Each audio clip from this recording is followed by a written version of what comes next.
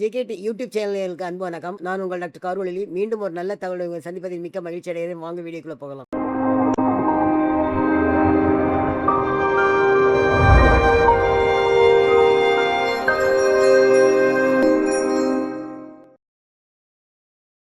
இன்னைக்கு நம்ம பேச எடுத்துக்கிட்டது ஸ்ட்ரெச் மார்க் இல்லைன்னா ஸ்ட்ரைன்னு சொல்லுவாங்க. அந்த மாதிரி அதாவது இது எப்பனா சடன் வெயிட் லாஸ் இல்லைன்னா சடன் வெயிட் கெயின் இருந்ததுன்னா வரும். அடுத்து பிரெக்னன்சி எப்ப வரும் ஸ்ட்ரைன்னு சொல்லுவாங்க, இல்லைன்னா ஸ்ட்ரெச் மார்க் அப்படின்னே சொல்லுவாங்க. சரியா? இது முதல்ல எப்படி இருக்கும்னா ஃபர்ஸ்ட் வந்து எபிடெர்மிஸ் வில் பி இன்டாக்ட். இந்த டெர்மஸ்ல தான் வந்து இந்த டிஷ்யூலாம் வந்து சடன் ரப்சர் ஆகுறதுனால வந்து உங்களுக்கு ஒரு கோடு கோடு மாதிரி தெரிய மாதிரி இருக்கும். ஃபர்ஸ்ட் வந்து கலர் வந்து அது எர்த்திமா ரெட் மாதிரி வரும். அடுத்து வந்து ஒரு வயலேஷியஸ் ஹியூ வரும், பிரவுன் வரும். அடுத்து ஒரு மாதிரி ஒயிட் ஆயிடும் ஸ்ட்ரெச் மார்க். இந்த மாதிரி வந்து வர்றது வந்து மெயினா வந்து அடலசன்ட், அதாவது அந்த growth வந்து அதிகமா இருக்கும் பாத்தீங்களா, அந்த பீரியட்ல தான் வரும். growth வந்து ஹைட்டா இருக்கும், அந்த ஸ்பர்ட்டிங் இதுன்னு சொல்லுவாங்க. அடலசன்ட் டு அடல்ட் அந்த ஸ்டேஜ் வரும்போது டீனேஜ்ல அதுல வந்து வரும் மெயினா. அடுத்து பிரெக்னன்சி எப்ப வந்ததுன்னா அது வந்து அரௌண்ட் த நிப்பிள் பிரஸ்ட்லயும் அப்டமன்ல மட்டும் தான் வரும். இந்த அடலசன்ட் பீரியட்ல வரது வந்து எங்கன்னா ஷோல்டர்ல வரும், ஹிப்ல வரும். அங்கதான் வந்து சடனா வந்து ஒரு மஸ்குலர் இன்க்ரீஸ் இருக்கும், அதனால வந்து அங்கேயும் வரும். அடுத்து வந்து சில டிசீஸ்ல டாபிக்கலா வந்து ஸ்டீராய்டு ரொம்ப அதிகமா அப்ளை பண்ணிட்டே இருக்கவங்களுக்கு வரும். அதுக்கப்புறம் வந்து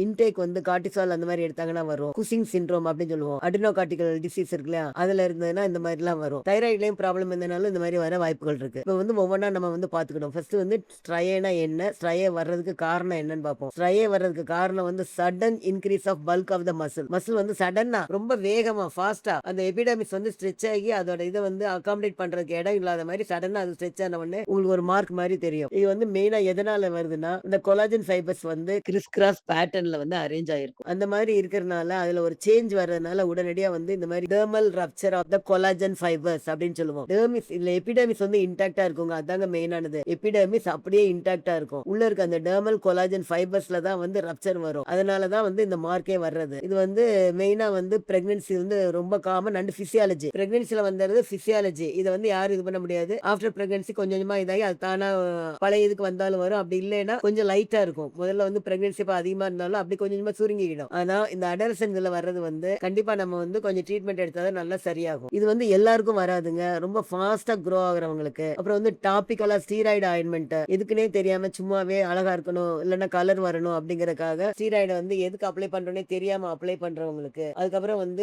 கார்டிகோஸ்டீராய்டு ஆக்டிவிட்டி வந்து அதிகமா இருக்கவங்களுக்கு, இந்த மாதிரிவங்களுக்கு தான் இது வந்து கண்டிப்பா வந்து வரும். சரியா? இது வந்து நம்ம என்ன காரணம்னு முதல்ல கண்டுபிடிக்கணும். கண்டுபிடிச்சிட்டு அந்த காரணத்தை மட்டும் ஹார்மோனா இருந்தா அலிவேட் பண்ணணும். பிரெக்னன்சி தான் ஆஃப்டர் பிரெக்னன்சில வந்து 6 to 8 வீக்ஸ் கழிச்சு தானாவே வந்து ரெடியூஸ் ஆகும். இல்ல உங்களுக்கு 6 வீக்ஸ் வச்சு வெயிட் பண்ணது கஷ்டமா இருந்ததுன்னா ஆஃப்டர் பிரெக்னன்சி நீங்க வந்து டாபிக்கலா வந்து வைட்டமின் இ சொல்யூஷனா இது பண்ணி வாங்கி அப்ளை பண்ணலாம். இல்லைன்னா வைட்டமின் இ கேப்சூல் வாங்கி பிரிக் பண்ணி அந்த ஆயில் வந்து அப்ளை பண்ணிட்டே வரலாம். அப்படி இல்லைன்னா வந்து மைக்ரோ நீட்லிங் பண்ணலாம். பிஆர்பி இன்ஜெக்ஷன் சொல்லுவாங்க, அதாவது பிளேட்லெட் ரிச் பிளாஸ்மா. அதை வந்து இன்ஜெக்ஷன் ஃபார்ம்ல வந்து அவங்களோட பேஷண்டோட ஓன் பிளட் எடுத்து சென்ட்ரிஃபியூஜ் பண்ணி பிளேட்லெட் ரிச் பிளாஸ்மா வரும். அந்த பிளாஸ்மா வந்து இன்ஜெக்ஷன் மூலமா வந்து அந்த ஸ்ட்ரையல் இது பண்ணா நல்லா ஒரு மாதிரி ஹீல் ஆகி டோனர்லாம் இதை பண்ண மாதிரி நல்லா நார்மல் ஸ்கின் வந்துடும். அழகா ஒரு அப்பியரன்ஸ், ரொம்ப நல்ல ஒரு அப்பியரன்ஸ் வந்து கொடுக்கும். சரியா? அந்த பிஆர்பி ட்ரீட்மெண்ட்லாம் தெரப்பிலாம் வந்து நீங்களே பண்ண முடியாது, அது கண்டிப்பா வந்து கிளினிக்ல தான் பண்ணணும். ஸோ அந்த இது பண்ணாலும் ரொம்ப நல்லது. மைக்ரோ நீட்லிங் பண்ணலாம். இப்போ வந்து லேசர் மெத்தட்லாம் வந்திருக்கு. லேசர் அந்த ஹீட்னால வந்து இந்த கொலாஜன் ஃபைபர் வந்து கொஞ்சம் நல்லா கூடுதலா வந்து லே டவுன் பண்றதுனால ரொம்ப ஃபாஸ்டாவே வந்து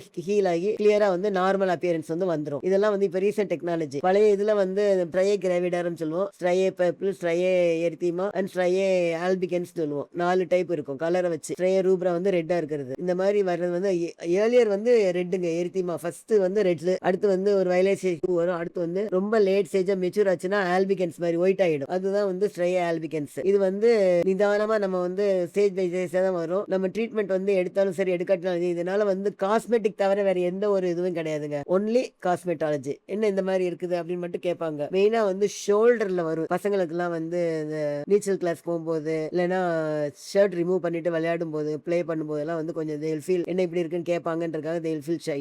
அடலசன்ட் அடல் போகும்போது ஃபாஸ்ட் growthனால சடன் ஃபாஸ்ட், அதாங்க அந்த சடன் தாங்க ரொம்ப முக்கியம். சடன் அண்ட் ஃபாஸ்ட் growth, அதனால வந்து இந்த மாதிரி வரும். இது வந்து ஒரு அப்நார்மல் சொல்ல முடியாது, சிலருக்கு வந்து வரும். ஆட்டோமேட்டிக்கா வந்து கொஞ்ச நாள் ஆனா அதுவே ஸ்டேபிள் ஆகும். அப்படி இல்ல உங்களுக்கு வந்து காஸ்மெட்டிக்கா சீக்கிரம் நம்ம நல்லா சரியாகணும்னு நினைச்சீங்கன்னா vitamin E oil, micro needling, PRP therapy இல்லைன்னா லேசர். இந்த 4 தான் வந்து ரீசென்ட் டெக்னாலஜி. வைட்டமின் இ கிரியாவும் இருக்கு, இல்லைன்னா ஆலோவேரா ஜெல் கூட அப்ளை பண்ணலாம். இது எல்லாமே அப்ளை பண்ணா அந்த ஸ்ட்ரையோட இத வந்து குறைக்கலாம். ஸ்ட்ரைனால எந்த ஒரு பெத்தாலஜி அதாவது பாதிப்பு வந்து கிடையவே கிடையாதுங்க. Except cosmetology. காஸ்மெட்டாலஜிங்கிறத தவிர வேற எந்த ஒரு பாதிப்பும் இதனால கிடையாது. அதனால வந்து நம்ம வந்து we can just leave it. அப்படி லீவ் பண்ணா நல்லா ஆகணும். ஒரு லுக் ரொம்ப நல்லா வேணும் அப்படின்னு சொன்னா இந்த ஃபாலோயிங் தெரப்பி வந்து கண்டிப்பா இதுல ஏதாவது ஒண்ணு நம்ம இது பண்ணா கண்டிப்பா நல்லபடியா சரியாகும். இதுல வந்து விட்டமின் இ வந்து நீங்களே இது பண்ணலாம். விட்டமின் இ கேப்சூலா இருக்கும். பிரிக் பண்ணி அந்த ஆயில மட்டும் அப்ளை பண்ணலாம். இல்ல விட்டமின் இ சொல்யூஷனே அவைலபிளா இருக்கு. அந்த சொல்யூஷன் வாங்கி அப்ளை பண்ணலாம். 2 தடவை காலையில ஒருக்கா நைட் ஒருக்கா இது பண்ணாலே போதும். பட் இட் வில் டேக் ஒரு 2 to 3 மந்த்ஸ் எடுக்கும். வந்து கம்ப்ளீட்டா வந்து கிளியர் ஆகி நார்மல் இதுக்கு வந்த மாதிரி வந்துரும். மைக்ரோ நீடிலிங், பிஆர்பி தெரப்பி இது எல்லாமே வந்து லேசர் எல்லாமே வந்து ஒன்லி